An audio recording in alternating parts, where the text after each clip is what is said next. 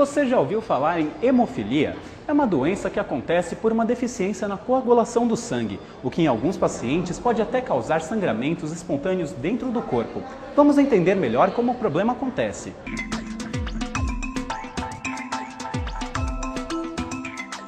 A doença é hereditária. Pessoas com hemofilia têm maior facilidade de sangrar, principalmente nas articulações, como o cotovelo, os joelhos e os tornozelos. O organismo delas produz uma menor quantidade de fatores de coagulação, que são proteínas responsáveis por interromper um sangramento. Pequenos traumas ou pancadas podem desencadear uma hemorragia. O hemofílico tem plaquetas normais, mas tem falta dessas proteínas. Então eu vou ter o trauma e ele vai começar a sangrar depois de 3 a 4 horas, quando eu ativo essas proteínas. Ele vai demorar um pouquinho para sangrar e vai ter um sangramento por muito mais tempo. Mas há casos graves em que as hemorragias podem acontecer espontaneamente. Simples atividades do dia a dia podem favorecer o problema. Se você tiver uma hemofilia grave, principalmente, nós podemos ter sangramentos com pequenas atividades.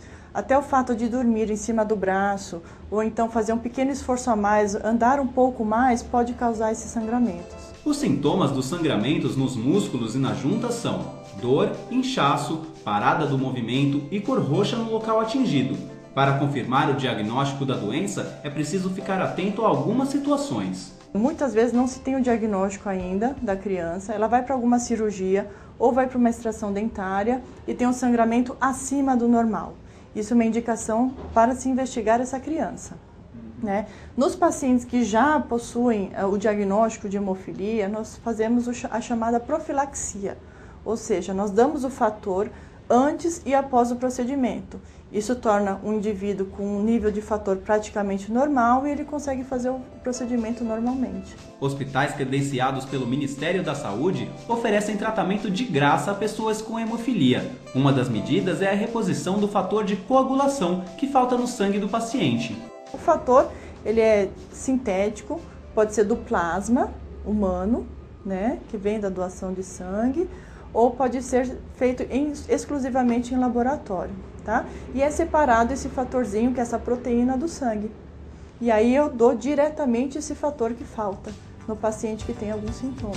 Para saber mais sobre hemofilia, acesse minhavida.com.br.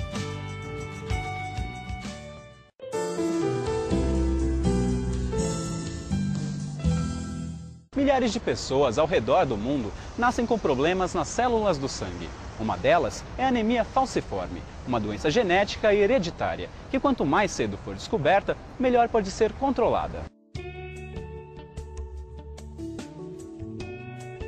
Existem vários tipos de anemia. Um deles é a chamada falciforme, que tem esse nome por uma característica muito peculiar. Dentro do nosso sangue, existem células que fazem o transporte do oxigênio e do gás carbônico do pulmão aos tecidos do corpo, as chamadas hemácias, ou glóbulos vermelhos. Quando se tem a doença falciforme, essas células perdem a característica arredondada e elástica, e se tornam endurecidas, adquirindo um aspecto de foice. Daí o nome falciforme. Então, às vezes, quando a célula passa num vaso sanguíneo muito pequeno, muito estreito, aquela forma dela, que a gente chama de forma em foice, faz com que ela fique presa naquele vaso e a célula seja destruída, né? Então o paciente começa a ter sintomas de anemia.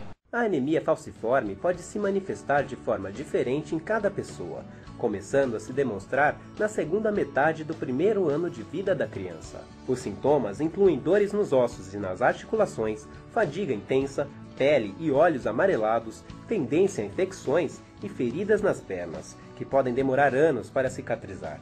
Para evitar todas as complicações que podem surgir, é muito importante que o diagnóstico seja feito quanto antes.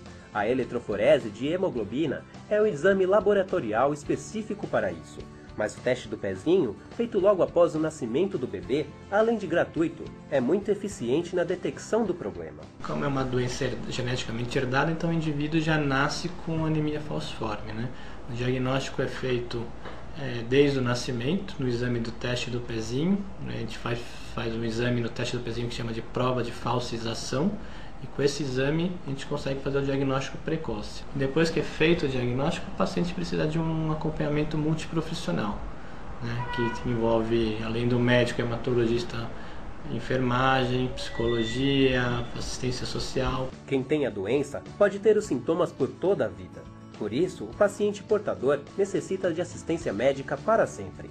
A única possibilidade de cura é o transplante de medula óssea, um procedimento ainda polêmico. O transplante é uma modalidade que tem uma alta complexidade, né? Tem um custo muito elevado, e ao mesmo tempo ele tem uma mortalidade, né? Um risco do procedimento ainda muito alto. Então, as indicações de transplante ainda são muito restritas.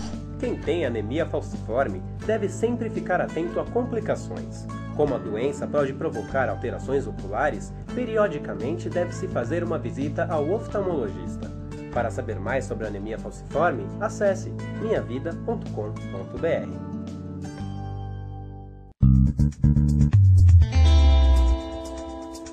A leucemia é o câncer do sangue. É um aumento anômalo dos glóbulos brancos do sangue de forma clonal. Isso caracteriza um câncer. A leucemia é um nome genérico, né? E é importante que as pessoas saibam que leucemias podem ter vários tipos. Cada tipo é completamente diferente um do outro. Existem leucemias que não precisam nem de tratamento. Outras leucemias que o tratamento é feito com comprimidos. E outras leucemias que o paciente é obrigado a ser internado, tratado com quimioterapia, com todos aqueles cuidados. Quando se diz a palavra leucemia, que a gente saiba de que leucemia nós estamos falando. As principais leucemias podem ser divididas em crônicas e agudas. Nas leucemias crônicas, dependendo do aspecto do glóbulo branco, elas são divididas em linhagem mieloide ou linhagem linfóide. E as agudas também, mieloide e linfóide. Portanto, nós podemos ter leucemias crônicas, leucemia mieloide crônica e leucemia linfóide crônica. E nós podemos ter as leucemias mieloides e linfóides agudas. Não é? E, obviamente, as leucemias crônicas são aquelas que são tratadas de uma forma muito menos agressiva do que a leucemia aguda, que necessita internação hospitalar e tratamento quimioterápico, a princípio. Dependendo do tipo de leucemia, muitas vezes a leucemia pode ser absolutamente assintomática. Nas leucemias crônicas, por exemplo, o indivíduo pode descobrir através de um exame de check-up. Ou, às vezes, por um incômodo do lado esquerdo, onde nós temos o baço, que pode estar um pouquinho aumentado, ou por um pouquinho de fadiga. Quer dizer, são sintomas frustros, na grande maioria das vezes, nas leucemias crônicas. Nas leucemias agudas, os principais sintomas são febre, não é? Manchas pelo corpo por sangramento, hematomas, equimoses, cansaço, palidez, né, que fazem, então, o médico pedir um exame e documentar uma leucemia.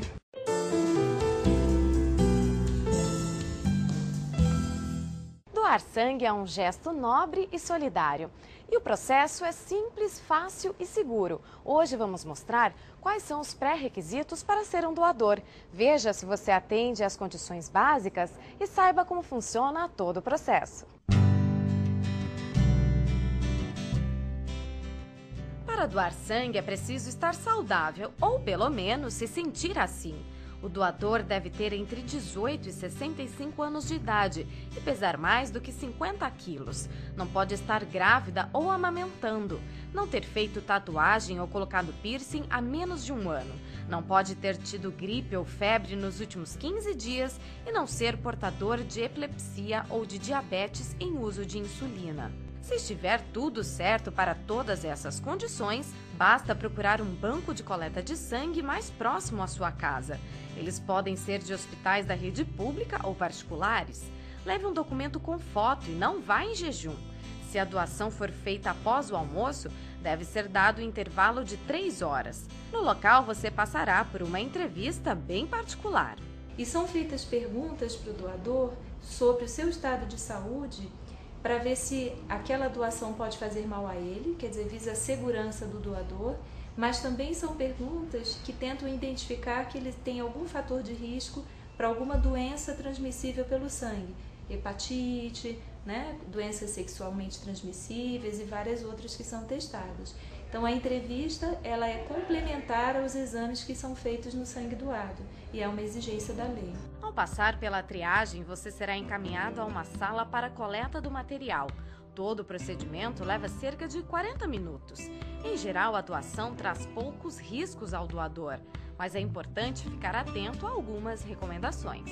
O que nós recomendamos é que as pessoas que têm profissões que encerram algum risco, por exemplo, operadores de máquina, pilotos, motoristas de ônibus, essas pessoas não devem retomar o trabalho depois, porque se, por exemplo, tiver uma queda na pressão, elas vão colocar sua vida em risco. Isso tudo é perguntado na entrevista.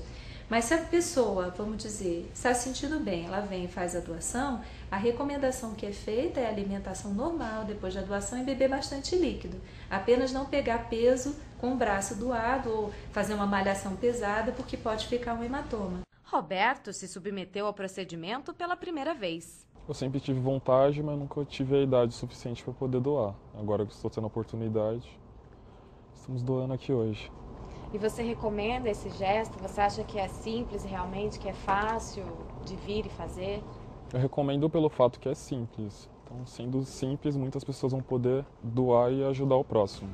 Após a coleta, o sangue passa por alguns testes a fim de garantir mais segurança para o receptor. Se você tiver dúvidas quanto ao seu estado de saúde, ligue para os hemocentros e tire suas dúvidas antes de ir ao local. Agora que você já sabe como funciona, pensa o seguinte: segundo os médicos, se cada pessoa fizesse uma doação pelo menos uma vez ao ano, não faltaria sangue nos bancos. Para saber mais sobre saúde e bem-estar, acesse minhavida.com.br.